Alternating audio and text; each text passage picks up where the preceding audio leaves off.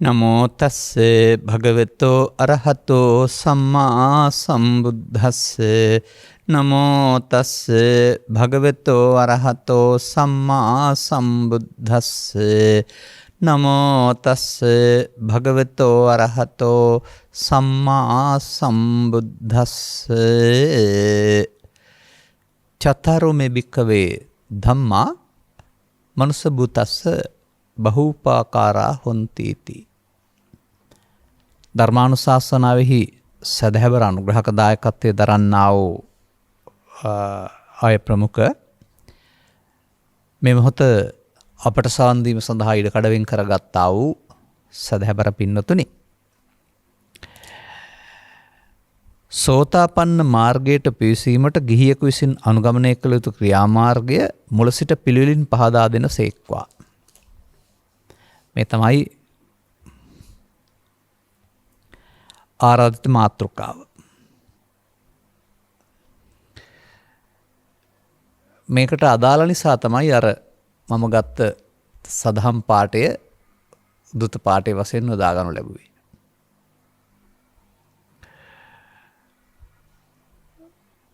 සාමාන්‍යයෙන් අපි තේරුම් ගත යුතු කරුණු ටිකක් තිබෙනවා. ඒ තමයි මේ සමාජයේ ජීවත් වෙනකොට යම් යම් අය විසින් අපේ සිතට දාපු මතිමතාන්තර, වැරදි මතිමතාන්තර, බර අනවශ්‍ය බරක් පැටවුවා වූ මතිමතාන්තර, නොහැකියාව පිළිබඳ මතිමතාන්තර වලින් අපි මිදෙන්න ඕන බව මේ සඳහා මම මේ ගත්ත පාඩේ පෙන්වන්නේ මෙන්න මේ කරුණු 4 මනුස්සයාට බොහෝ උපකාර වෙනවයි කියලා. ඒක තවත් තැනක සතරසෝපත්තාපත්ති අංග කියලාත් පෙන්වලා තිබෙනවා.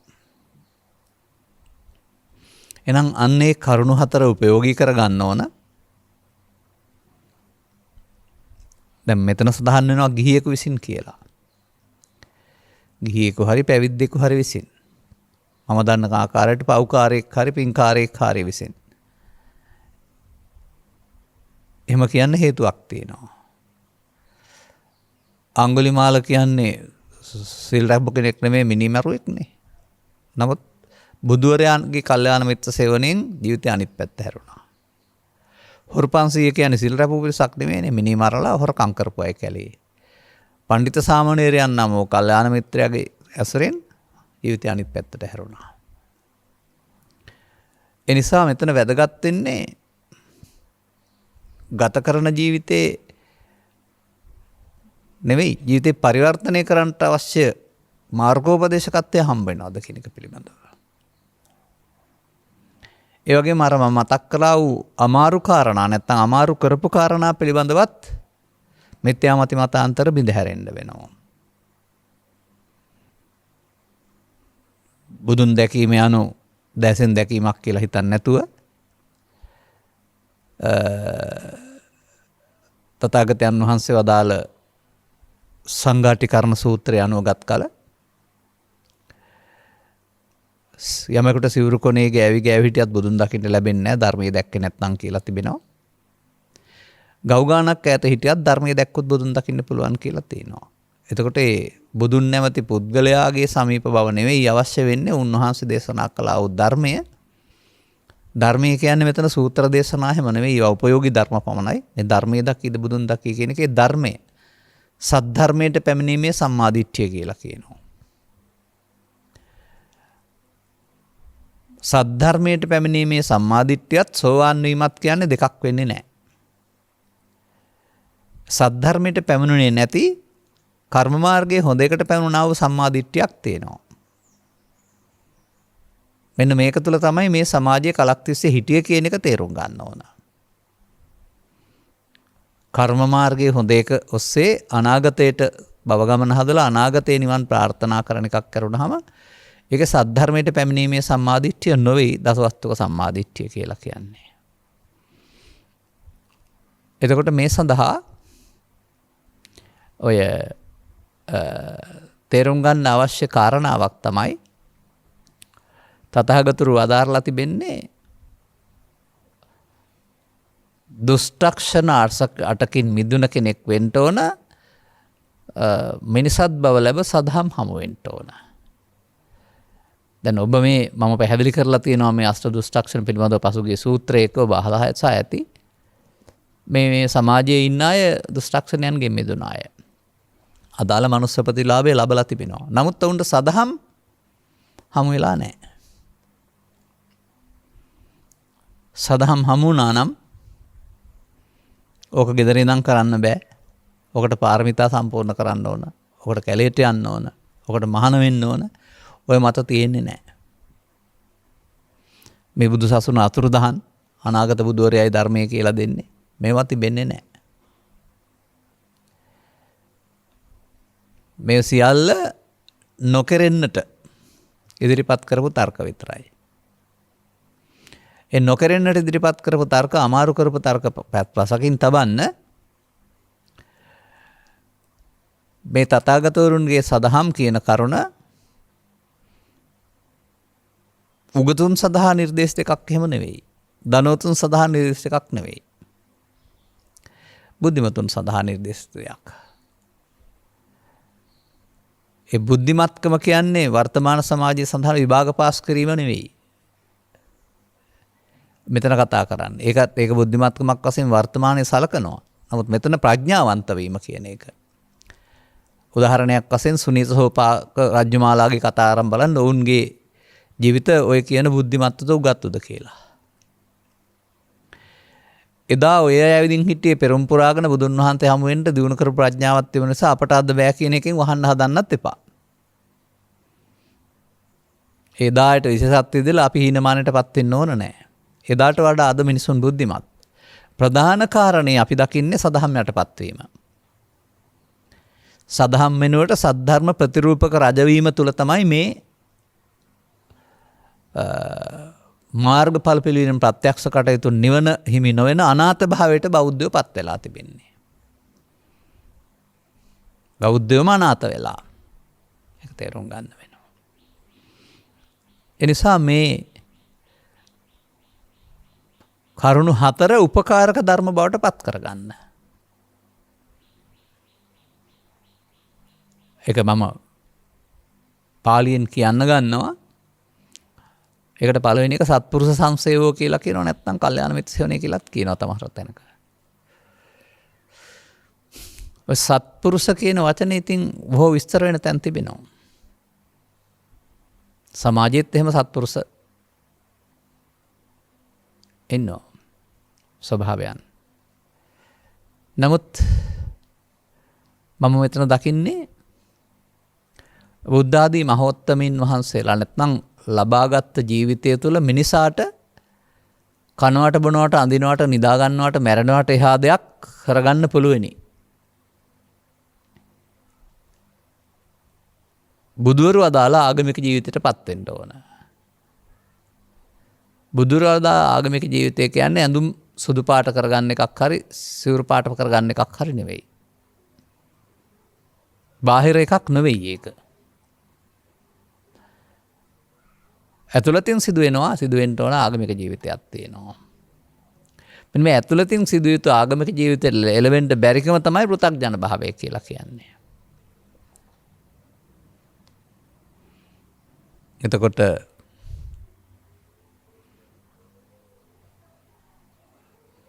මොකක්ද මේ සෝතාපන්න වෙනවා කියන්නේ? සෝත කියන්නේ ආරෂ්ඨාංගික මාර්ගයට, ආපන්න කියන්නේ පැමිණීමට. ආර්ය අෂ්ටාංගික මාර්ගයට පැමිණෙනවාට. එතනින් එහාට තමයි ආර්ය අෂ්ටාංගික මාර්ගය තිබෙන්නේ. ඉතින් ඔය ඉස්කෝලේ දහම් පාසලේ හැමතැනම ආර්ය අෂ්ටාංගික මාර්ගය ලියලා කියලා පාඩම් කරගෙන තියෙන්නේ. ඒක නෙමෙයි මේ කතා කරන්නේ. ඒක පාඩමක් විතරයි ලියන්න කියන්නේ. ප්‍රායෝගිකව Taman පැමිණෙන්න ඕන ආර්ය ප්‍රතිපදාවට.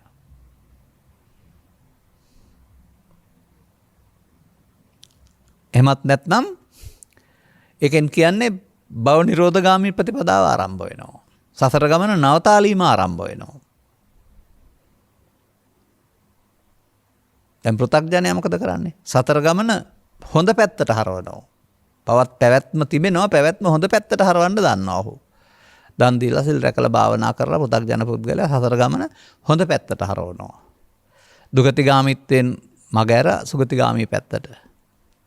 භවගාමිත්වයේ නවත්තන්නට පෘථග්ජනයාට කාටවත් පුළුවන් කමක් නැහැ. ඔහුට අනාගතේ තමයි මේ පිළිබඳ බලාපොරොත්තුවක් තියෙන්නේ. ඒ නිසා මේ ගෞතම බුදුන් වහන්සේ වදාළ සද්ධර්මය ත්‍රිපිටකගතව පවතිනවා. අර්ථ විවරණයන් යම් සදස්තයන් තිබුණත් බුදුවරු ලෝට හෙළි කරන්නේ එකම සදහම් දෙයක්, සදහමක් අදත් ඉදිරියටත් අතීතෙත්. අපේ ගෞතම බුදුන් වහන්සේ වදාළ සදහම් හෙළි කරගන්න එක තමයි අනාගත බුදුරයත් හෙළි කරලා දෙන්නේ ඒකමයි වැහුණෙන් පස්සේ. නමුත් අපට ත්‍රිපිටකයක් තිබෙනවා, යම් අර්ථ විග්‍රහයන් තිබෙනවා, යටපත් වී තිබුණත් මතු කරගන්න බාධාවක් නැහැ. ඕනෑකමින් හොයාගන්නේ නම් තථාගතයන් වහන්සේ ප්‍රතිපත්තිකාමීන්ගෙන් ලෝ හිස් වෙන්නේ නැත්නම් රහතුන්ගෙන් හිස් වෙන්නේ නැහැ කියලා වදාරලා තිබෙනවා. තථාගතයන් වහන්සේ අප්‍රමාද වෙන්න කියලා වචනයක් පැහැදිලි කරලා තියෙනවා මේ උන්වහන්සේගේ සසුන තුළ ශ්‍රාවකයෝ වෙන අයට. මෙන්න මේ කරුණ පිළිබඳව අපිට විශ්වාසයක් තියෙන්න වෙනවා. නමුත් ඉංගියකින් පවසලා තිබෙන වදනකුත් අපි මතක තියාගන්න ඕන. සදහම් යටපත් වුණොත් බබලන්නේ නැහැ, විවෘත වුණොත් බබලනවා. මේ ලංකාව තුළ මාර්ගඵලලාභීත්වයේ යම් දවසක ශූන්‍ය වුණා නම් ඒ සදහම් යටපත් වීමයි. එදායින් පස්සේ ආර්ය මාර්ගයක් නැහැ. එදායින් පස්සේ කර්මක්ෂය කිරීමේ කර්මයක් නැහැ. නමුත් දන් දෙනවා, සිල් රකින්නවා, භාවනා කරනවා, පන්සිල් රකින්නවා, සිල් රකින්නවා, උපසම්පදා සිල් රකින්නවා, ඔක්කොමත් කරන්න පුළුවන්. ඒකට විපාකත් තිබෙනවා. පෘථග්ජන භාවයේ තුල.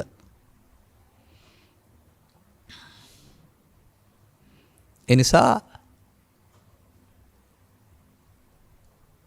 මේ කල්යාණ මිත්‍රයා කියලා දෙන දෙයක් තියෙනවා. ඔබ දකින්නට එහා දෙයක්.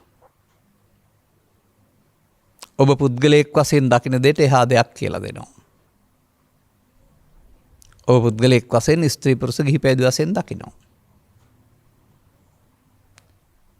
තථාගතයන් වහන්සේ මේ සදහම් පැහැදිලි කිරීමේදී නැත්නම් කල්යාණ මිත්‍රයෙක් එහෙම නෙවෙයි එක පැහැදිලි කරලා දෙන්නේ. ඔබ බෙදලා පෙන්නනවා. අනේ බෙදලා පෙන්වන ආකාරය ඇත්තද කියලා ඔබ තුලින් දැක ගන්න, පොත තුලින් නෙවෙයි. ඒක අතීත කතාවක් නෙවෙයි. විශේෂයෙන් සංයුත්ත නිකායේ කන්දක වර්ගයේ සලායතන වර්ගය තුල තමයි මේ බෙදීම පැහැදිලිව තියෙන්නේ. අනිත් අයත් තියෙනවා. නමුත් ඒවා වර්ග වශයෙන් ගත් කල ඔබව අසකරණාසය දිවකය සිත කියලා හයකට බෙදපු එක තමයි සලායතන වර්ගය කියන්නේ. ඒක බෙදලා තියෙන්නේ ඔබ ළඟ තියෙන ওই කාරණා ටික. ඒක තුල ඔබ සතරට ඇලෙන හැටි, ගැටෙන හැටි, ඔබ දුකටපත් වෙන හැටි කියලා දේවි. ඔබට ඒක තේරෙන්න ඕන. ඒ ඇස තුල, ඒ කන තුල, නාසය තුල සිදුවෙන සිද්ධිය සියුම්ම විග්‍රහ කරපු එක තමයි ඊට පස්සේ කන්දක වර්ගයේ තියෙන පංචස්කන්ධ, පංච උපාදානස්කන්ධ කියලා කියන්නේ. එනිසා ඔබ ස්ත්‍රියෙක්, පුරුෂයෙක්, ගිහියෙක්, පැවිදියෙක් වශයෙන් දකින්න නැතුව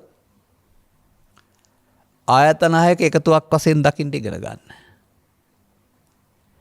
ක්‍රියාත්මක වෙන්නේ පුද්ගලයෙක් වශයෙන් වුණාට ක්‍රියාත්මක වෙන්නේ ආයතනයක එකක්, ආයතනකින් එක බැගින් කියලා තේරුම් ගන්න. ඔබ කනවා, බොනවා, යනවා, එනවා කියලා මොනතරම් කතා කළත් දේවල් සම්දුසරවල් වෙනවා, පව් කරනවා, පින් කරනවා කියලා ඔය සියල්ල තථාගතයන් වහන්සේ වදාරන්නේ සබ්බං ඕ භික්ඛවේ දේසිස්සාමි කියන තනි පදයක් යටතේ. ඒ ටික සියල්ල කියලා පෙන්නනවා. ඔබ කරන ටික සියල්ල. ගහබැන ගැනීම, කපා කොටා ගැනීම, පින් කිරීම, පව් කිරීම, දේශපාලනය කිරීම, ඉගෙන ගැනීම, ඉගැන්වීම, මේ කිසා නොකී ඕන දෙයක්. උන්වහන්සේ අදාළ සියල්ලට ඇතුළත් වෙනවා. අන සලායතන වර්ගයේ තියෙන සියල්ල හරි. මේ සියල්ල ඇසත් රූපයත්, කනත් ශබ්දයත්, නාසයත් ගන්ධයත්, දිවත් රසත්, කයත් පහසත්, සිතත් අරමුණුත් යන මේවා සියල්ලයි කියනු ලැබේ. ඉම්බිට පනවන්න යන්න එපා, අමාරු වැටෙනවායි කියලා තියෙනවා.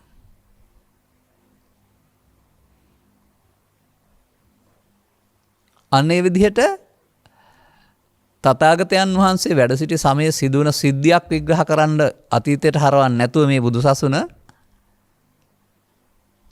උන්වහන්සේ වදාළ මේ සූත්‍ර දේශනාවල ඉගැන්වීම් ඔබ වෙත හරවා ගන්න.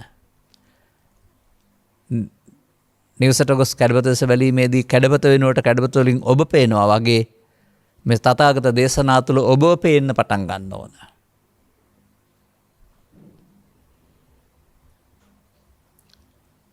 දැන් කොහොමද පෙනෙන්නේ? පෙනෙන්න ඕන මෞකසින් බිහි ජීවිත අවසානයේ දක්වා ජීවත් වෙන පුද්ගලයෙක් වශයෙන් සැලකුවාට ඒක සම්මතය. ඒක ඊට පස්සේ උන්වහන්සේ කායසිත දෙකකට බෙදලා තියෙනවා. කය නම් අවුරුදු 60ක් 70ක් තියෙන නිසා පුද්ගලයෙක් ඉන්නවා කියලා ගත්තත් කමක් නැහැ කියලා තියෙනවා. සිතයයි කියනු ලැබේද, මනෝයයි කියනු ලැබේද, විඥානයයි කියනු ලැබේද, ඇසෙන් කනෙන් නාසෙන් හටගත්ත ගමන් මේ යනවා. ඒ හටගත් ගමන් මේ යන සිත ප්‍රදාන වෙනවා. ඒ සිතින් සිතට මොකුත් යන්නේ නැහැ.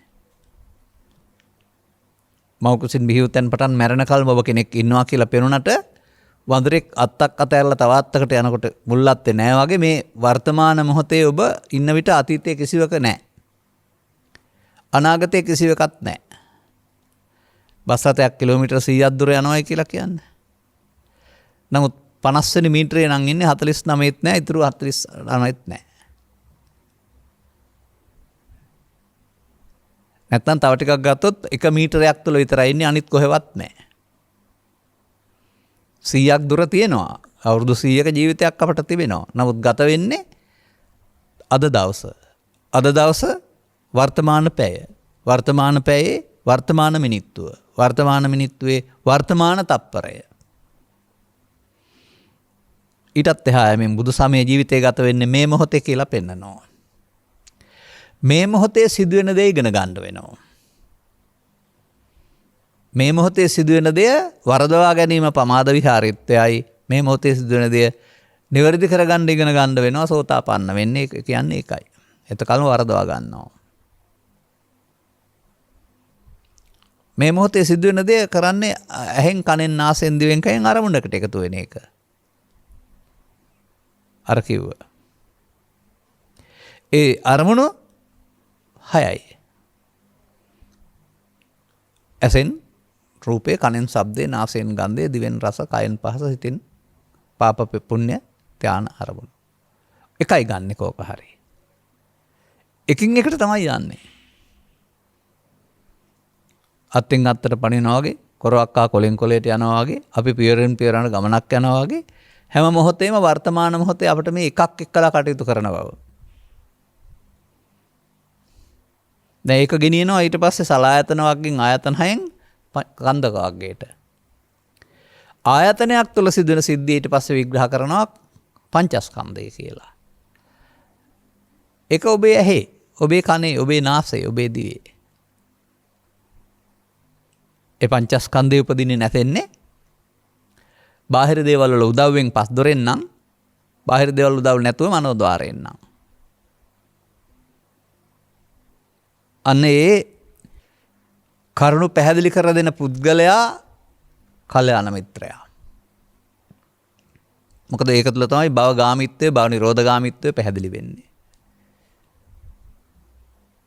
ඒක තුළ තමයි සසරට බැඳෙන හැටි, සසරෙන් ගැලවෙන හැටි කියලා දෙන්නේ.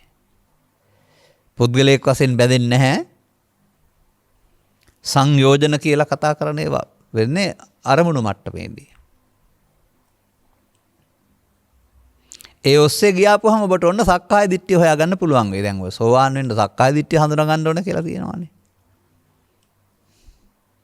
අප තේරුම් ගත යුත්තේ සක්කාය දිට්ඨිය හඳුනා ගන්නට පංචස්කන්ධය හඳුනා ගන්න වෙනවා. මොකද පංචස්කන්ධය ආත්ම කොට ගැනීම සක්කාය දිට්ඨියයිනේ. හැම පංචස්කන්ධය දන්නේ නැතුව ආත්ම කොට ගැනීම දැනගන්න බෑ. පංචස්කන්ධය දැනගන්න ගියාපුවම ගමේ රටේ උගන්වන ශරීරයේ පංචස්කන්ධය කියන තැන ඉඳලා බෑ. පංචස්කන්ධය හඳුනා ගන්න ගියාපුවම පංචස්කන්ධයේ රූප කියන්නේ පඨවි ආපෝ තේජෝ කියන තැන ඉඳලා බෑ.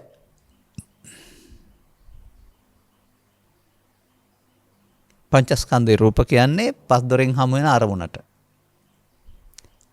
රූප අරමුණ, ශබ්ද අරමුණ, ගන්ධ අරමුණ, රස අරමුණ. අරමුණ. ධර්මණු හයක් මිනිස්සුන්ට පහළ වෙන්න පුළුවන් ඕන වෙලාවක. ඒ අරමුණට අදාළ අතීතයක් තියෙනවා. දැන් මේක පේනව නෙවෙයි. මින් පෙර හඳුනාගත්ත ප්‍රසාදයක් අප්‍රසාදයක් කැමැත්තක් අකමැත්තක් ඇලීමක් ගැටීමක් තියෙනවා ගත කරපු ජීවිතයත් තුළ ඕන කෙනෙකුට. පළවෙනි වතාවට ලෝකෙට මොන ගැහෙන්නේ දැන් නෙවෙයිනේ ළමා කාලෙන් පසන්. අන්නේ නිසා මේ ගැටීමේදී අතීතයේ තිබුණා වූ පුරුද්දක් මත සැප දුක් උපේක්ෂා වේදනා විඳිනවා අපි. රූපේ අරමුණ මුල් කොට ගත්ත පදනම් කොට ගත්ත අතීතෙන් ආව වූ කාරණා නිසා විඳින්නා වූ සැප දුක් උපේක්ෂා වේදනා වේදනාස්කන්ධය. ඒක රූපයෙන් ආව නම් රූප සංඥාවක් වශයෙන්, ශබ්දෙන් අන්නාව ශබ්ද සංඥාවක් වශයෙන් හඳුනා ගැනීමට සංඥා ස්කන්ධය. ඒක රූපයක් නම් රූප තණ්හා වශයෙන්, ශබ්දයක් නම් ශබ්ද තණ්හා වශයෙන් ඇලෙනවට ගැටෙනවට නැත්නම් චේතනාත්මක වෙනවට සංකාර ස්කන්ධය. මේ හතර කර්තව්‍ය හතරක් කරනවා ඇසේ. රූප වේදනා සංඥා සංකාර හතර. කනෙත් ශබ්ද රූපය වේදනා සංඥා සංකාර හතරක් කරනවා. හතරෙන් කර්තව්‍ය හතරක් කරනවා. මේ කරන දේ එකතු කරගන්නවා බෙදීමකින් තොරව, හරි වැරදි කීමකින් තොරව, විශේෂයෙන් දැන ගැනීමත් විඥානය. අන්න තථාගත බුදු පියාණන් වහන්සේ මිනිසා ස්ත්‍රී පුරුෂ ගිහි පැවිදි වේදෙන් තොර සත්තුන්වත් ඔක හරියනවා අපි අතහැරලා දාමු මේගොල්ලෝ. මේ ජීවිතය ගත කරනකොට කරන්නේ ස්කන්ධ පහෙන් පහට උපදින මරණ ස්කන්ධ පරිහරණයක් කියලා පෙන්නනවා. මතක තබා ගන්න. එතකොට පංචස්කන්ධය පොතේ තියෙන එකක් නෙවෙයි. පංචස්කන්ධය කය නෙවෙයි. කන්දේසු ජායමානේසු ජීයමානේසු මීයමානේසු ස්කන්ධ නම් වූ සමූහය හටගන්න කල්ලි දිනන කල්ලි මේ යන කල්ලි මොහොතක් පාසා ඔබ ස්කන්ධ පහ තුල ඉපදී දිරාමේ යනවා. මේකට ශනික මරණ කියලා කියනවා. අර තත්පරයේ ගත වෙනා වගේ මොහොතකින්ම ඔබට ඉපදුනා වගේම මැරෙන්න සිද්ධ වෙනවා, නවත්තන්න බෑ.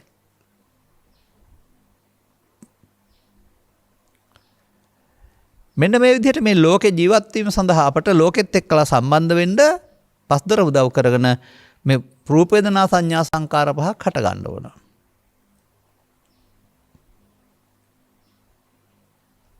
අන ධම්මදින්නාව විසාකාවට පැහැදිලි කරනවා.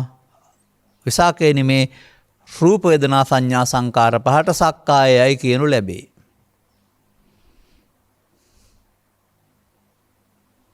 ඔන්න සක්කාය තියෙන තැන. නමුත් පෘථග්ජන පුද්ගලයා සක්කායංචෝ සක්කාය සමුදය ගාමිනී ප්‍රතිපදාවේ තමයි ඉන්නේ.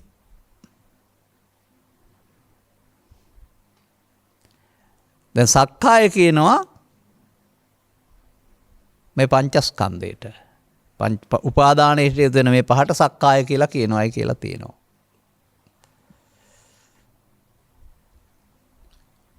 ඒකට එන දේ මමකට ගැනීමට සක්කාය දිට්ඨිය කියලා කියනවායි කියලා චුල්ලවේල සූත්‍රයේ සඳහන් වෙනවා.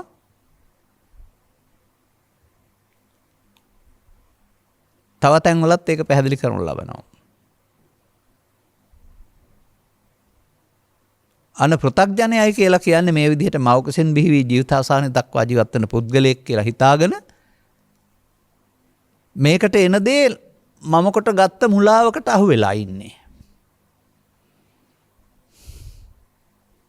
එයා අසෘතත් පෘථග්ජනයාට සක්කායෙන් මිදෙන්න කවදාවත් බෑ කියලා තියෙනවා. අසෘත පෘථග්ජනයාට පව තුල සක්කාය ඉන්න පුළුවන්, පින තුල සක්කාය ඉන්න පුළුවන්, ධානය තුල සක්කාය නෙමෙයි. ඒකට කියන්නේ රූප රාග නැත්තම් අරූප රාග මේ වෙනුවට.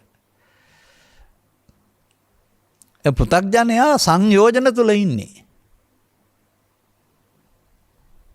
සංයෝජනයක ලියනවා කියනවා, පාඩම් කරනවා, කඩන්න ඕන කියනවා. නමුත් ඔහුට පෘථග්ජන භාවය තුළ මේකෙන් මිදෙන්න බෑ.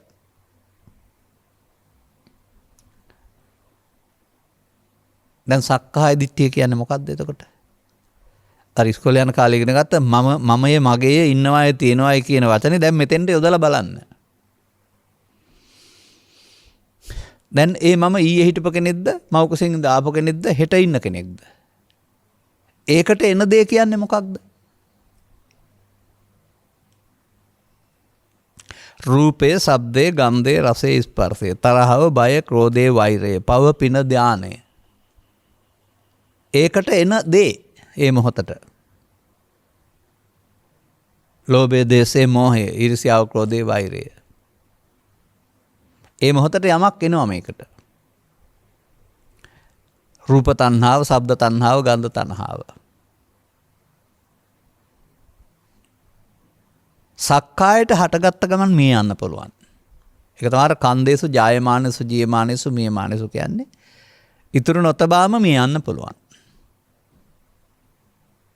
නමුත් සක්කාය දිට්ඨියට බැඳුනහම එහෙම මේ යන්න බෑ. ඒක සංයෝජනයක් හේව සතරට බැඳීම වෙනවා.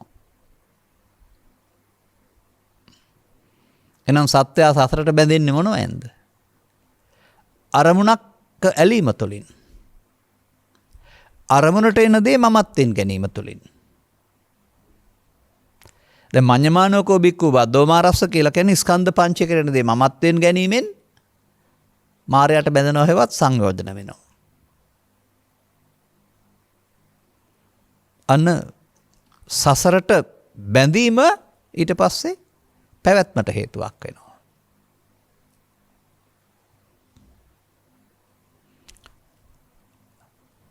දැන් එතකොට ඔබට ජීවිතේ ඇසෙන් කනෙන් නාසයෙන් දිවෙන් කයෙන් ගන්න අරමුණක් පාසා සක්කාය 6ක් පහළ වෙනවනේ. ඔබ ඒවා සම්බන්ධයෙන් දැක්වූ ආ වූ ඇල්ම ගැටීම පක්ෂ වීම විරුද්ධ වීම කාරණා නිසා ඒකත් එක්ක කිසියම් ආකාරයක දිට්ඨිගත වෙනවා.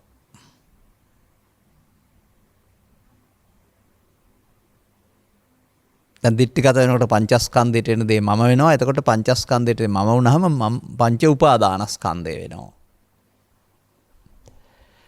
උපාදානස්කන්ධයේ මිය ගියාට හේතු ඉතුරු වෙමි යනවා. අන්න ඒකට කියනවා සංයෝජනය කියලා. සක්කාය දිට්ඨි සංයෝජනය. දැන් සක්කාය දිට්ඨිය තියෙන පොතේද? නැහැ. ඇසේ කනේ නාසයේ දිවේ කයේ. නැත්නම් මනෝද්වාරිකේ නාරමුණේ. අන්න එහෙම අපි මේක ආරම්භ ධාතු ආරම්භ කරනවා. මේ දුකටපත් වීම පෘථග්ජන ළමා කාලයෙන් පසුව පෘථග්ජන භාවය තුළ ආරම්භ කරනවා, පටන් ගන්නවා. බැඳෙන කරුණු එක එක ආරම්භ කරනවා. සංයෝජන වීම ආරම්භ කරනවා. සංයෝජන වීම පව තුලත් පින තුලත් ශික්ෂාපද සංවරය තුලත් ක්‍රියාත්මක වෙනවා. මන්දයත් ශික්ෂාපද සංවරය යනු ස්කන්ධ පංචය මුල් කොටගත් සංවරයක් නොවේ. උදේ පුද්ගලයා හවස දක්වා ඉන්න ඕන ශික්ෂාපදයක් සැකෙන්න. පොය දවස ගත්තොත් උදේ ඉන්න කෙනාම ශික්ෂාපදයක් ගත්තාම මම. එතකොට මම කියන්නේ පුද්ගලයා. එයා ශික්ෂාපද උදේ සමාදන් වුණා, හවස දක්වා රැක්කා. අනිකුත් ශික්ෂාපද සමාදන් වෙනවා. එතකොට ඒක රැකගෙන ඉන්නවා. දැන් ස්කන්ධ පහ තුල නෙමෙයි ශික්ෂාපද සංවරය තියෙන්නේ. ඒකට විපාක තියෙනවා. භවගාමී විපාක, සැප විපාක. දැන් මෙන්න මේ විදිහට ඔබට බුදුරජාණන් වහන්සේ පැහැදිලි කරලා දෙනවා. නැත්නම් කල්යාණ මිත්‍රයෙක් මොකද්ද? සංයෝජනය වෙන හැටිවත් සසරට බැඳෙන හැටි. දැන් බැඳෙන හැටි තේරෙනවා නම් ඊට පස්සේ නේද කඩන්න පුළුවන් වෙන්නේ. කැඩෙනවා කියන්නේ ඒක සක්කාය දිට්ඨිය කැඩෙන්න ඕන කියලා. ඒක සක්කාය දිට්ඨිය කොහෙද තියෙන්නේ? අරමුණක් තුළ. අරමුණු සක්කාය දිට්ඨිය බැඳෙනවා කියලා කියන්නේ. අන සක්කායංච ඔබික්කවේ දේසිස්සාමිම සක්කාය පංචස්පාදානස්කන්ධය සක්කාය සමුදය ගාමිනී ප්‍රතිපදාව. ඊට පස්සේ සක්කාය බැඳෙන ප්‍රතිපදාව. ඕකේ තමයි පෘථග්ජනය ඉන්නේ. පව් කළත් පින් කළත් ධානය වැඩුවත්. ඔවුන්ට සක්කාය සහ සක්කාය සමුදය ගාමිනී ප්‍රතිපදාව විතරයි තියෙන්නේ. දන්නේ නැහැ ඔවුන්.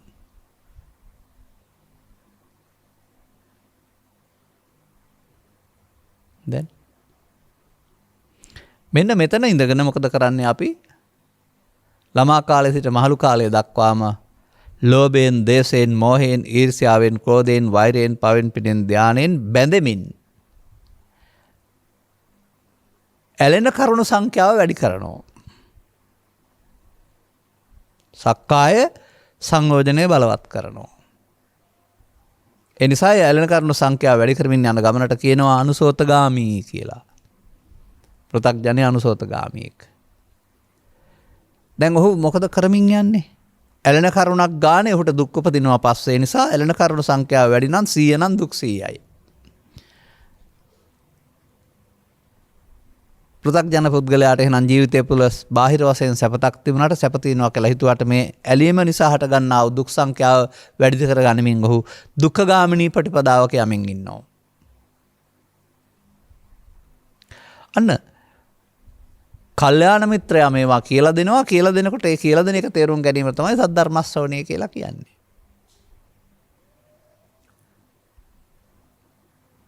පළවෙනි අංග 2.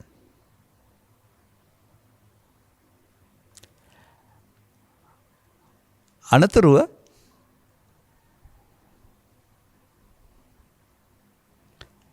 තමන්ගේ ජීවිතය පිළිබඳව මේ තුලින් දකින්න ඕන.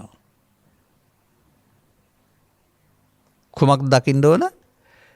ධනෙන් දියුණු වුණාට, කුලයෙන් දියුණු වුණාට, උගත්කමින් දියුණු වුණාට, යාන වාහන වලින් දියුණු වුණාට මේ සක්කාය සමුදය ගාමිනී ප්‍රතිපදාව තුළ පරිහානියක් තියෙනවා. පරිහාන ධම්මං හෝ භික්ඛවේ දේසිස්සාමි. මොකක්ද?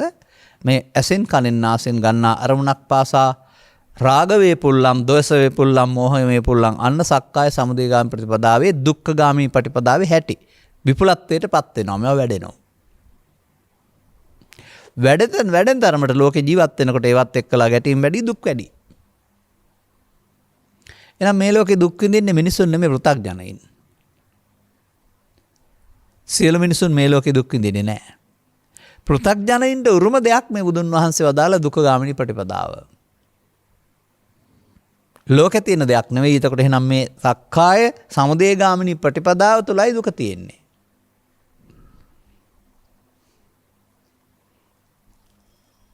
බුදුවරු එක පැහැදිලි කරලා දෙනකොට කෙනෙකුට තේරෙන්නේ නැහැ උන් පාප මාර්ගයේ, පුණ්‍ය මාර්ගයේ ඔස්සේ සක්කාය සමුදය ගාමිනී ප්‍රතිපදාව වඩා හොඳ භවයක්, වඩා හොඳ උත්පත්තියක්, වඩා හොඳ දිව්‍ය ලෝකයක්, හොඳ පැත්තට යන්න පාරවල් හොයනවා. ඒ සියල්ල ආපහු ආයෙත් සක්කාය සමුදය ගාමිනී ප්‍රතිපදාව පෘථග්ජනයාට මොකද? නිරෝධ ගාමිනී ප්‍රතිපදාවට එන්න බෑ කාටවත්. පෘථග්ජනෙක් වශයෙන්.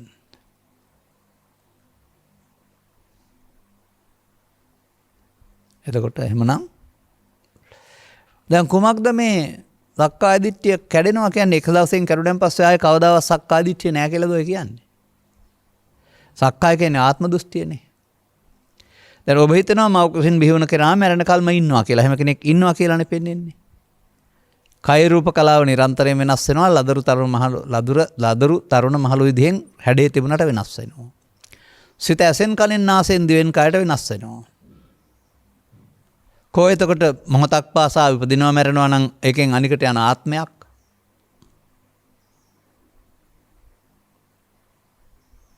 මිනිසා සතු ආත්මයක් තියෙනවා කියලා ලෝකේ උගන්වනවා ආගම්වල. බුදුදහමේ ආත්මයක් උගන්වන්නේ නැත්තේ ආත්ම දෘෂ්ටිය. ඒ ආත්මේ නැත්තම් මම යන්න, මයන්න හෝ කයන්න යන්න නොවේ. ඇසෙන් කනෙන් නාසයෙන් ආපු අරමුණේ ඇලීම තුළ ඒක මම බවට පත් වෙනවා. එතකොට සංයෝජන බවට පත් වෙනවා. අන්න පෘථග්ජන පුද්ගලයාට පුළුවන්කමක් තිබෙන්නේ සංයෝජන හදමින් යන්න. ඔහු සතරට බැඳෙන්න ඇරුණාම ගැලවෙන්න උඩ පුළුවන්කමක් නැහැ. අන්න බණ අහනකොට ඒ මම යනු මතයක් දිට්ඨියක් කරුණාම තියෙන දෙයක් නෙමෙයි. අල්ලා ගැනීමෙන් මම හැදෙනවා. මමත්වෙන් ගැනීමෙන් සතරට බැඳෙනවා. එතකොට අරමුණ හටගෙන නැසෙන එක ස්කන්ධ පහක ඉපදීම නැතිවීම. මමත්වෙන් ගැනීමේදී ස්කන්ධ පහ උපාදානස්කන්ධයක් බවට පත් වෙලා නැසෙනවා. එතකොට සංයෝජනයක්.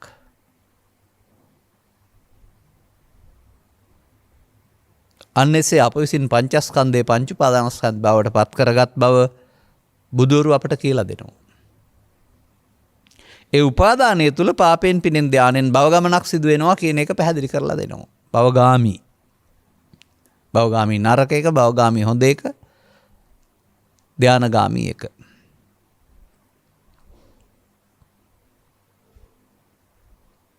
බැඳෙනවා නම් භවගාමි එහෙනම් භව නිරෝධගාමි වෙන්න බැඳීම වෙනකොට කැඩීම පාවිච්චි කරන්න වෙනවා.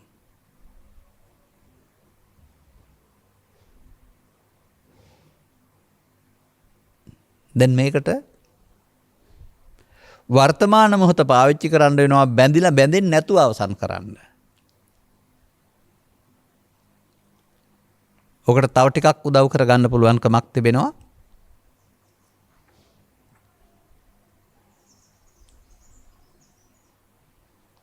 විචිකිච්ඡා කියන පදයක්.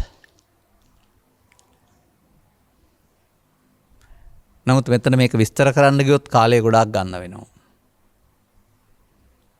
ඒක පොතේ සඳහන් පරිදි බුදුන් කෙරෙහි තකේ ධර්මයේ කෙරෙහි තකේ කියලා ඔබට තේරෙන මට්ටමින් බුදුන් ඉන්දියාවේ වැඩ හිටියා සැක නැහැ කියන්නේ යන්න එපා. බුදුහාමුදුරුවෝ ධර්ම දේශනා කළා ධර්මයේ ගැන සැක නැහැ කියන්නේ යන්න එපා. ඊට වඩා ගැඹුරුයි. මේ පංචස්කන්ධයේ ආත්ම දෘෂ්ටියෙන් මිදලා පංචස්කන්ධයේ අනාත්මයට පත් වුණාට තමයි බුදුන් කියන්නේ. පංචස්කන්ධයේ තේරුණා නම් පංචස්කන්ධයේ ආත්මය සක්කාය අනාත්මය සක්කාය නිරෝධගාමී ප්‍රතිපදාව කියලා. එහෙනම් පංචස්කන්ධයේ අනාත්මයට මිනිසුන්ටපත් වෙන්න පුළුවන් ජීවිතය තුළ. ඒ අවබෝධයටපත් වීම. ඒ බුදුන්. තථාගතයන් වහන්සේ බුදු තත්ත්වයකින් හිටි බවට සැක නැති වෙන්න වෙනවා. එතකොට හම්බ වෙන්නේ නිර්වාණය නැත්නම් ධර්මය. පංචස්කන්ධයේ ආත්මයේ සතර හමු වෙනවා වගේම අනාත්මයේදී භව නිරෝධය සිදු වෙනකොට භව නිරෝධෝ නිබ්බාණං ධර්මය හම්බ වෙනවා. ස්කන්ධ පහෙන් පහට නිරෝධය සිදු වෙනවා නම් නූපන් දෙයක් හම්බ වෙනවා. අනාරම්භයක් හම්බ වෙනවා. ආරම්භය තමයි පංච උපාදානස්කන්ධය. නමුත් ඒ මිදුණ අනාරම්භයක්. ආරම්භයක්. එහෙම මිනිසාට හේතුන්ගෙන් හට නොගත් ඒ නිසා නැති නොවන ආරම්භයක් අවසානයක් නැති ඒ නිසා සදාකාලිකයයි කියනු ලබන සංසුන් සොයක් පිළිබඳව සැක නැති වෙනවා දකින්නකොට. ඒ මාර්ගය ගන්න අයට තමයි බුදු සමයේ ආර්ය සංඝ කියන වචනේ පාවිච්චි කරන්නේ. ඒකට ස්ත්‍රී පුරුෂ කිහිපෙදි ભેදයක් නැහැ. සම්මතයේ සිවුරු පරවගත්ත අයට සංඝ වචනේ පාවිච්චි කළාට විවහාර කළාට ඒක එහෙම තිබුණාවයි. නමුත් මේ ආර්ය සංඝ රත්නේ පටිසෝතගාමීන්. Tamanට එහෙම යන්න පුළුවන් නම් සැකේ දුර වෙනවා. මේ සඳහා වදාළ මාර්ගය ශික්ෂා පද සංවරය නෙවෙයි. ත්‍රිශික්ෂාව. මේ ආර්ය සම්මාදිට්ඨියට පැමිණීම දුක්ඛේ ඥානං දුක්ඛ සමුදය ඥානං දුක්ඛ නිරෝධේ ඥානං දුක්ඛ නිරෝධයි පටිපදාය ඥානං අයං උච්චති වික්ඛේ සම්මාදිට්ඨි චතුස්සත්‍ය සම්මාදිට්ඨිය. ඒකට කියනවා සම්මාදිට්ඨි ප්‍රඥාව කියලා. දැන් ප්‍රඥාවෙන් පස්සේ හු රකින්න සීලේ ශික්ෂාපදේ නෙමෙයි මේ ඇසේ කනේ නාසයේ දිවේකය සංවරයෙන් එක උපාදානය නොවෙන්න. ප්‍රඥාවෙන් පස්සේ සීලයෙන් පස්සේ සංසුන් ලෞකික සමාධිනව දිට්ඨ ධම්මසුඛ විහරණ නොව සාන්ත විහරණ නොව සල්ලේක විහරණය සංසිඳීමෙන් ලැබෙන සුවය. අන්න එහෙම ආර්ය මාර්ගයේ ප්‍රඥා සීල සමාධි සමාධියෙන් පස්සේ ආරම්භන එකක් කියන එක තුරු වෙනවා. අනතුරුව පුබ්බන්ත අපරන්ත පුබ්බන්ත පරන්ත කියලා කොටසකට ඥානවන්ත වෙන්න වෙනවා. පෙර ස්කන්ධ. දැන් මෙතෙන් එනකොට පෙර හදාගත්ත මලාතීතයක් තමයි එන්නේ. නමුත් පෘථග්ජන පුද්ගලයා මලාතීතයට පණ දීලා ලෝභයෙන් ද්වේෂයෙන් මෝහයෙන් කටයුතු කරලා ජීවිතය අවුල් කරගන්නවා. එතකොට අඥාන. අන්න මේකෙන් මිදෙන්න ඕන. මේක මල දෙයක්. මේකට එකතු වෙලා සතර හදන්න ඕනේ නැහැ. ඒක තේරෙන එක තමයි ඥාන.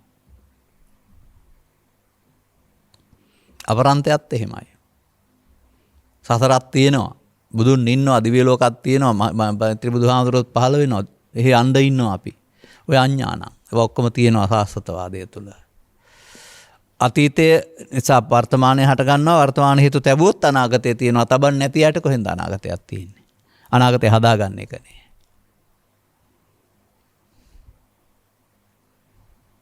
මෙතන හේතුවත් ඵලයක් අල්ලගන්න නැත්නම් නිරෝධයත්. පුබ්බන්ත පරන්තේ ඥාන.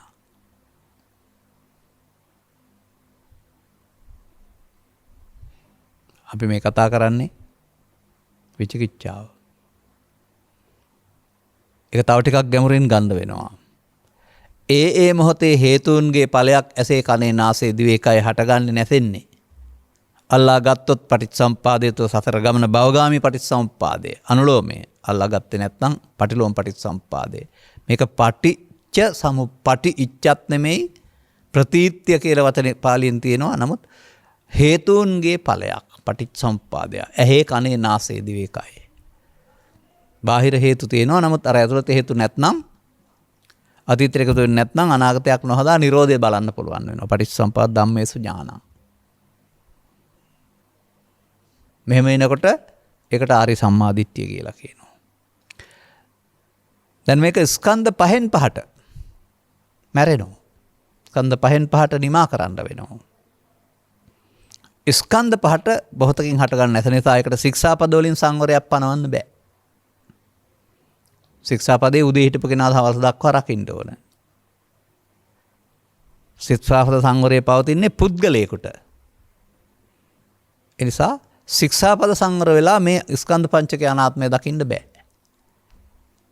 යමෙක් තමන් රකින ශික්ෂාපදයෙන් මට නිවන් ලැබෙයි කියලා හිතනවා නම් ශික්ෂාපදවල කවදාවත් ශික්ෂාපදවලින් පවෙන් වැළකීමක් තියෙනවා, යහපතේ පිහිටීමක් තියෙනවා, අනාගත විපාක පවතිනවා. නමුත් ඒක පෘථග්ජන භාවය තුළ. සීලබ්බත පරාමාසය කැඩෙනවා කියන්නේ අන්නේ අවබෝධයට. ඒක මොහොතක් පාසා භව නිරෝධගාමී වෙන්නට ස්කන්ධ පංචකයට පනවන්න පුළුවන් ශික්ෂාපදයක් නැහැ. ඒක සංසාරයේ අනුසෝතගාමී, දැන් පටිසෝතගාමී වෙන්න වෙනවා. ඔන්න දැන් කල්යාණ මිත්‍රයා මේ කාරණේ පැහැදිලි කරලා දෙනවා. එතකොට සත්පුරුෂ සංසේවය, සද්ධර්ම ශ්‍රවණය. මෙතෙන්ද එන්නම ඕනේ.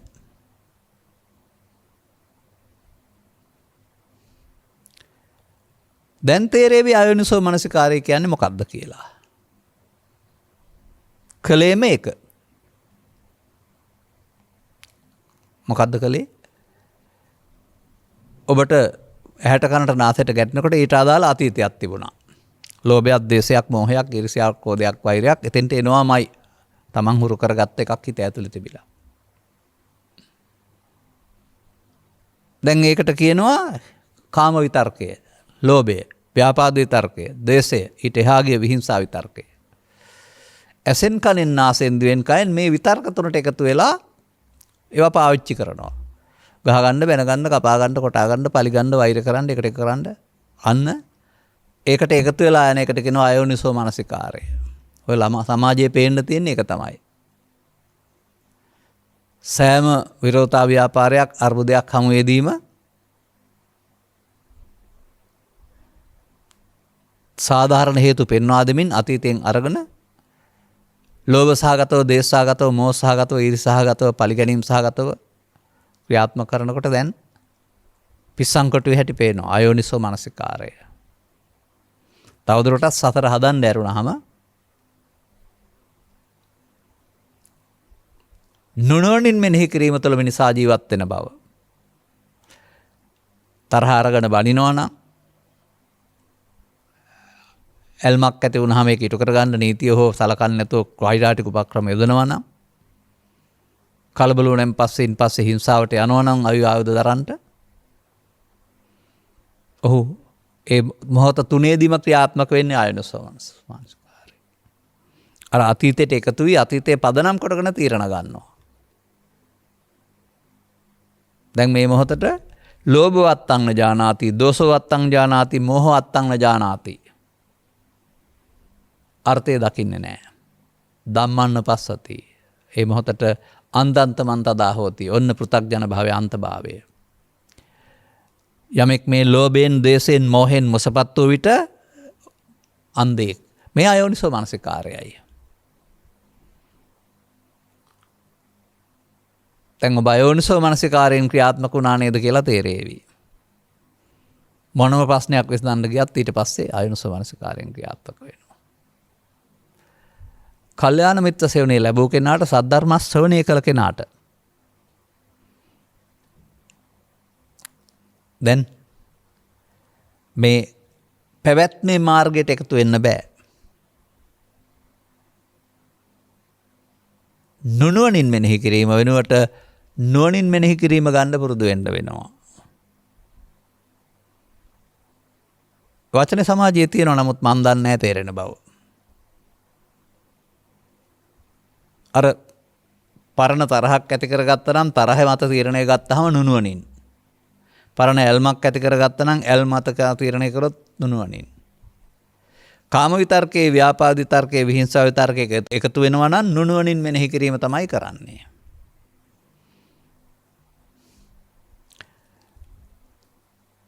අද නම් මේ මොහොතේ නම් මේක උපදින්නේ මීට පෙර තබාගත්ත දෙයක්, සිත ඇතුලේ උපාදාන කරගත්ත දෙයක් තමයි හටගන්නේ.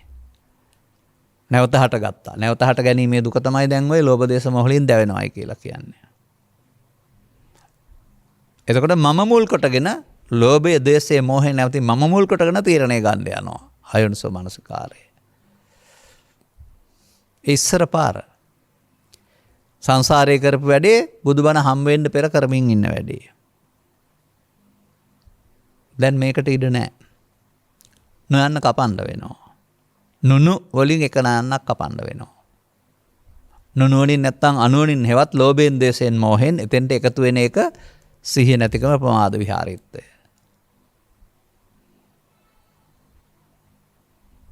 දැන් නුවණින් මෙනෙහි කරන්න ඕන කියනවානේ. නුවණින් මෙනෙහි කරපුවාම උපන්න කුසල් දුරු වෙනවලු, උපන්න කුසල් නූපදිනවලු. ඒ කොහොමද වෙන්නේ? අන්න මම දකිනවා මේ නුවණින් මෙනෙහි කරන සතිමත් වීම කියලා. ඔහුට අවබෝධයක් තිබෙන්න වෙනවා මේ වර්තමාන මොහොතේ ගැටුම වර්තමාන ඵලයක් නෙමේ, අතීතේ තමන් හදාගත්ත සිත ඇතුළට ආවා වූ මල අතීතයකට පණ දීමේ ප්‍රතිඵලය කියලා. දැන් අතීතං නානුසෝචಂತಿ යදතීතං පහිනන්තං. ඒවා ඉතිහාසයක්. මල. නමුත් අපි මල බවට පත් කරන්නේ නැහැ. මේකට පණ දෙනවා වර්තමාන මොහොතේ. අපි එකතු වෙනවා. එහෙනම් සතර හදන්න තමයි සිද්ධ වෙන්නේ එකතු වුණොත්. මලදේ මලදයක් වශයෙන් පිළිගන්නට. ඒකට එකතු නොවීන්ට තමයි මේ යෝනිසෝ මනසිකාරයෙන් සිදු කරන්නේ. ඒකට එකතු නොවෙන එක. ඔන්න කන්ති නැත්නම් ඉවසීම. අක්ඛෝදේන ඔද නොකිරීම. කන්ති ඔය වදන පාවිච්චි කරන්නේ අර පරණ එකට එකතු නොවෙනවට. හැම විටම මේ පරණ එක හිතට ඇවිදින් ඔබ පොළඹවාගෙන මේ පැත්තට ගෙනියන්න හදනවා. අන්න දැන් තමයි වීරිය තේරෙන්නේ. සංසාරේ පුරුදු කරගත්ත ආනසෝ මානසිකාරයෙන් ගහ ගන්න, බැන ගන්න, කපා ගන්න, කොටා ගන්න, පලි ගන්න මේවම කරන්නමයි. ඕක නොකර ඉන්න වෙනවා දැන්. ඇහෙන් ඉපදුනත්, කනෙන් ඉපදුනත්, නාසයෙන් ඉපදුනත් මේ විතර්කවලට එකතු වෙන්න බෑ. එකතු වෙනවට කියනවා අදිවාසේති නප්පජහති නවිනෝදේති නබියන්ති කරාති අනභාවං ගමේති. ඒ වැඩෙන පැත්ත. අපහාන සතර හදන පැත්ත. යෝනිසෝ මනසිකාරයේදී නාදිවාසේති පජහති විනෝදේති බ්‍යන්ති කරති අනභාවං ගමේති. ඒක ඉවසන්න, ඒකට එකතු වෙන්න බෑ. මොකද හටගත්ත ගමන් ක්‍රියාවට නගන්න යනවා. නමුත් එකතු වුණේ නැත්නම් එයා මිය යන්න ඕන. මෙසේ සිතට උපදින්න හංගලා තියෙන පැත්තට කියනවා අනුසය කියලා. ගැටෙනකොට උපදිනවට පරිඋට්ටාන කියනවා. චිත්ත වීති වලට දුනොත් විතික්කම කියනවා. අන්න පෘථග්ජන පුද්ගලයා කරන වේ අනුසය, පරිඋට්ටාන, විතික්කම. දැන් අනුසය පරිඋට්ටානට ඉඩ තියෙනවා, විතික්කමට ඉඩ නැහැ. එකතු වෙන්නේ නැත්නම් ඊළඟ එතන පරණ එකට එකතු වෙන්නේ නැහැ කියන එක තමයි යොසීම කියන්නේ. සතිය කියන්නේ. එකතු වුණොත් ලෝභ දේශ මොහ වැඩෙනවා. එකතු වුණොත් ලෝභක්කය, දේශක්කය අන්න අර නාදිවාසේති කියන්නේ ඒකට තමයි. ඉවසන්නේ නැහැ, පිළිගන්නේ නැහැ. මොකද ඒක තමයි දුකටපත් කරන හේතුව බව දන්නේ. දැන් ඔන්න ඔය විදිහට යෝනිසෝ මනසිකාරයේ ක්‍රියාත්මක වෙන්න ඕන ඇහි කනේ නාසයේ දිවේ කයේ වර්තමානයේ කාම විතර්කයේදී ව්‍යාපාද විතර්කයේදී විහිංසා විතර්කයේදී දැන් අයගාමී ප්‍රතිපදාව වෙනකොට කයගාමී ප්‍රතිපදාව වැයගාමී ප්‍රතිපදාව කර්ම රැස් කරන ප්‍රතිපදාව වෙනකොට ඡය කිරීමේ ප්‍රතිපදාවට වැටෙන්න වෙනවා අල්ලා ගැනීම වෙනකොට අතහැරීම ඒකනේ සෝතේට ආපන්න වෙනවා කියන්නේ පටිසෝතගාමී වෙනවා කියලා කියන්නේ කය ප්‍රතිපදාවට යන්න පුළුවන් වෙනවා යාට. යාට ඒ ක්ෂය කිරීමෙන් ලැබෙන සැනසීම උත්තරීතර බව පිළිගන්නවා. දැන් මොකද කරන්න ඕන? දැන් කරන්න ඕන ධම්ම අනුධම්ම පටිපදාවේ යෙදෙන එක. මොකක්ද ඒ? මේ රූප වේදනා සංඥා සංකාර පහට ධම්ම කියනවා. ඇසෙන් නිපදුනත් කනෙන් නිපදුනත් නාසයෙන් නිපදුනත් දිවෙන් නිපදුනත් ස්කන්ධ පහෙන් පහට නැසෙනවා. අන්න දැන් ඔහු ජීවත් වෙන්නේ අනිත් අය සමග සමාජයේ හිටියට ස්කන්ධ පහ තුල.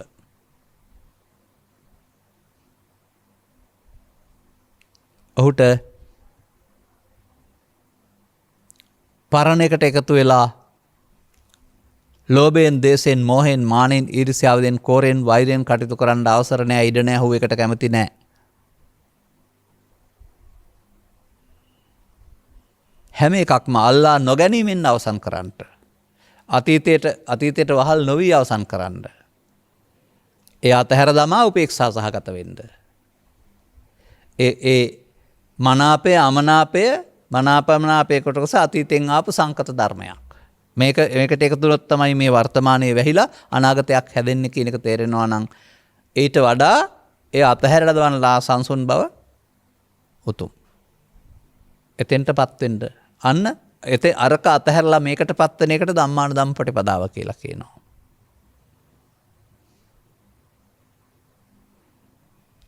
ඔන්න දැන් ඔහු රැස් කරන්නා වෙනකොට අස් කරන්නා වෙනවා. ඔහුට මේ අතහැරීමේදී දැනේවි දැවිලි තැවිලි අඩු වෙන බව. මේක ඔය කටයුත්තට නොගියත් දැනෙන වෙලාවක් තිබෙනවා. රුවන්වැලි සෑය වගේ තැනකට ගියොත් හැම සන්ධ්‍යාවක ප්‍රිය කරන තැනකට වාඩි වුණාම අමුතු සුවයක් දැනෙයි. කියන්න දන්නේ නැහැ මොකද්ද කියලා කොහොම ආවේද කියන්න. තමන් ගත කරන අප්‍රසන්න පරිසරයේ ගැටෙනකොට එන්න තියෙන කාරණා නැති නිසා එතන ප්‍රසන්න පරිසරයක. දැන් ප්‍රසන්න පරිසරයක් නිසා අතීතයේ එන්නේ නැති නිසා තියෙන සංසුන් බව. ධර්මයේ තේරුම් ගත්තේ නැති අය ඔන්න ඔය බාහිරින් නොගැටි ඔය සංසුන් භවයේ ඉන්න තමයි කැලෑවලට වෙලා ගිහින් ඔය කරන්නේ. හදාගත්ත මග ඇරලා ඉන්න එක. නවතර අතීතයේ තියෙන තුරු එනවා. ඒ යටපත් කරපු අයට ලෞකික ධානය පාවා පිරිහුනේ අතීතේ එන නිසා පහු. එහෙනම් අතීතයේ හිස් වෙන්න වෙනවා. අතීතං නානුසෝචಂತಿ. අතීතය ගැන හිතා ශෝක වෙන්නේ නැහැ කියලා පෙන්වන්නේ. ඒක මල දෙයක් බව පිළි අරගන්න වෙනවා. මොනතරම් බරපතල සුන්දර දෙයක් වුණත් අසුන්දර දෙයක් වුණත් අද මතක් වෙනකොට ඒක ඇලෙන්න ගැටෙන්න දෙයක් නෙමෙයි, සිතුවිල්ලක් පමණයි, සිහිනයක් පමණයි. එහෙනම් ඒක උපේක්ෂා සහගත වෙන්න හුරු කරන්න වෙනවා. නැවතත් උදේ අවදි වූ තැන් පටන් නින්දට යනතුරු මේ ඇසෙන් කනෙන් නාසෙන් දිවෙන් කයෙන් ලෝකෙත් එක්කලා ජීවත් වෙනකොට Tamanගේ ශේස්ත්‍රයේදී කාම විතර්කයට, ව්‍යාපාද විතර්කයට, විහිංසා විතර්කයට ඉඩ නොදී අතීතය අතහැර උපේක්ෂා සහගත බවට පත්වෙමින් සංසුන් කරන එක ධම්මානුධම්ම ප්‍රතිපදාවයි. මාර්ගය. ඔතනම දැන් ඵලය හම්බ වෙනවා. කර්මයක නම් ඵලයේ පස්සේ හම්බ වෙන විපාකය, මාර්ගය නම් මාර්ගයේ අවසානයේ ඵලය ඔය සංසුන්කම. ධර්මයට පැමිණීම, ධර්මය. සද්ධර්මයට පැමිණෙන්න පටන් ගන්නවා. පටිසෝතගාමියා කියලා කියනවා. පැයකින් පැහැදිලි කළා වූ මේ කරුණ ධර්ම දේශනා එකකින් නැත්නම් දෙකකින් නැත්නම් 10කින් නැත්නම් 50කින් තේරුම් අරගෙන ඔබ වටා පවතිනා වූ මිත්‍යා දෘෂ්ටි පැත්තකට විසික් කරලා එක එක්කෙනා ඔබේ ඔළුවට පටවපු මිනිසුන්ට මේ මොහොතේ අතීතෙන් නිදහස් වෙලා නිවෙන්න බුදුහාමුදුරුවෝ බණ කිව්වේ. ඒකට ස්ත්‍රී පුරුෂ ભેදයක් නැහැ. ඊ පැවිදි ભેදයක් නැහැ. අනුගමනීය ප්‍රතිපදාවක් තිබෙනවා. අර අතීතය සම්පූර්ණයෙන්ම මැරෙන කල්ම මේ අනතුරුම එකට එකතු නොවි අතහරින්න වෙනවා. ඒකට කියනවා කර්මක්ෂය කරනවායි කියලා. එකතු වෙනවට කියනවා පස්සපච්චා වේදනා කියලා. එකතු නොවෙනවට කියනවා පස්ස නිරෝධා වේදනා නිරෝධෝ කියලා. පස්ස නිරෝධ වේදනා නිරෝධ. අන්න ඒකට එකතු වෙනවට අයෝනිසෝ මනසිකාරය කියනවා. එකතු නොවෙනවට යෝනිසෝ මනසිකාරය කියනවා. නැවත නැවතත් ඒක කරනවට ධම්මානුධම්ම ප්‍රතිපදාව කියලා කියනවා. මේ අංග 4 බුදුරජාණන් වහන්සේ වෙත යාම සඳහා මිනිසුන්ට බොහෝ උපකාර වෙනවා. බුදුරජාණන් වහන්සේ වෙත කියන්නේ පන්සලේ තියෙන පිළිමයට යාමට හෝ දඹදිව හිටියා උන්වහන්සේගේ ශරීරයේ තිබුණ තැනට යාමට නෙවෙයි. අර ධර්මයේ දකීද බුදුන් දකීලා බුදුන් වහන්සේ බුදුන් කියලා පෙන්වුවේ එතෙන්ද තමයි. ධර්මයේ දකීද බුදුන් දකී බුදුන් දකීද නිවන් දකී මේ පද තුන එකක් කරලා තියෙන්නේ ධර්මයයි බුදුනුයි නිවනයි තුනක් නොවන නිසා. සිද්ධාර්ථ ගෞතමයන් වහන්සේ දුටුවේ බුදුන් අනාගත අතීත බුදුරුත් දුටුවේ බුදුන් අවබෝධයටපත් අනාගතය දකින්නෙත් ඒ බුදුන් මේ බුදුන් ඔබේනතුරු බලන් ඉන්නවා. සාදරයෙන් පිළිගන්න. මේ බුදුන් නැත යාමේදී ජාති ජරා ව්‍යාධි ශෝක මරණ ඔක්කොම අවලංගු වෙනවා.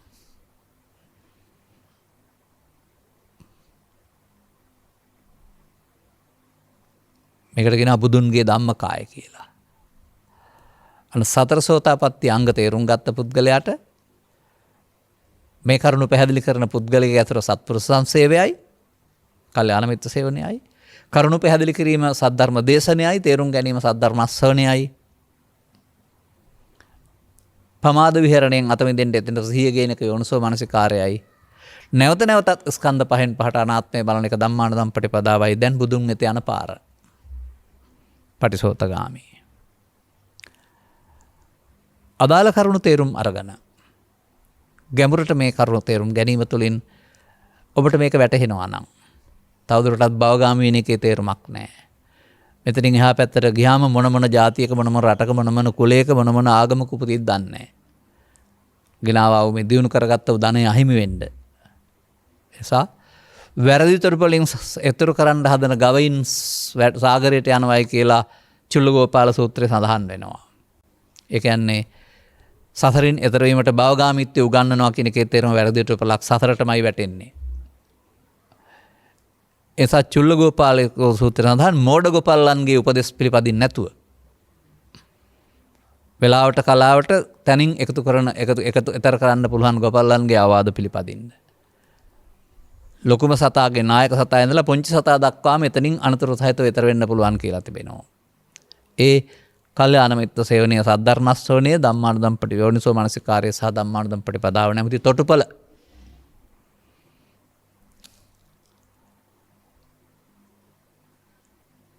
ඔබටත් මෙම තොටුපළ භාවිතා කරන්නට අවශ්‍ය ප්‍රඥාස පාදා ගැනීමට මෙම කරුණු පැහැදිලි කිරීම උපනිශ්‍රේවා හේතු ආසනාව වේවායි කියන සුභාශිංසනය ප්‍රාර්ථනා කරමින් මම ධර්මානුශාසනාව මෙතකින් අවසන් කරනු ලබනවා.